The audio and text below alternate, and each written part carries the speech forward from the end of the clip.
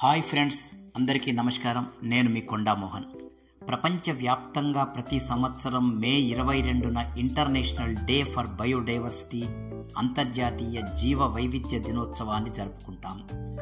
ఈ భూమిపై గల అసంఖ్యాకమైన అపారమైన జంతుజాతులు, వృక్షజాతులు, పక్షులు, క్రిమి కీటకాదులు మరియు మానవాళి భిన్నమైన వైవిధ్యభరితమైన సహజత్వాలతో భిన్నత్వంలో ఏకత్వంలా వర్ధిల్లడమే బయలాజికల్ డైవర్సిటీ లేక జీవ వైవిధ్యం యొక్క అర్థం, పరమార్థం. శాస్త్రీయంగా జంతువులలో ఒకడైన మనిషి తన విచక్షణాశక్తితో తెలివిగా వివిధ సౌకర్యాలను కలగచేసుకొని తన కుటుంబంతో మానవ సమాజంలో ఆనందంగా జీవిస్తున్నాడు.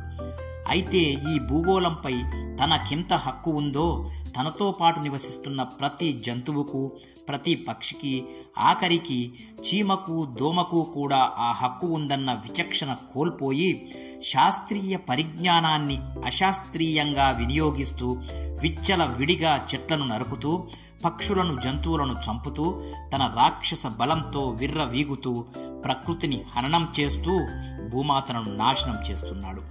ఇప్పటికే ఎన్నో జంతుజాతులు, వృక్ష పక్షిజాతులు అంతరించిపోయాయి. ఇంకెన్నో జంతుజాతులు అంతరించడానికి అడుగు దూరంలో ఉన్నవి. రోజుకు కొన్ని వందల చదరపు కిలోమీటర్ల అడవిని నాశనం చేస్తూ, గంటకు కొన్ని పదుల జంతుజాతుల అంతం చేస్తూ మనిషి తనకు తాను నవనాగరీకుడని కితాబిచ్చుకుంటున్నాడు. ఈ వనమేధం, జంతు హననం ఇలాగే సాగితే భూతాపం పెరిగి వరదలు, అతివృష్టి, అనావృష్టులతో మనిషి జాతికి ముప్పు వాటిల్లి మానవ జాతి అంతరించక తప్పదు.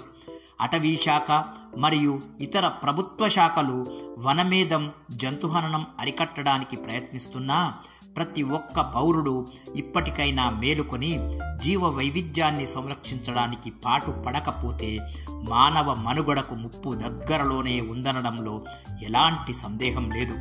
వృక్షో రక్షతి రక్షితః. జై హింద్.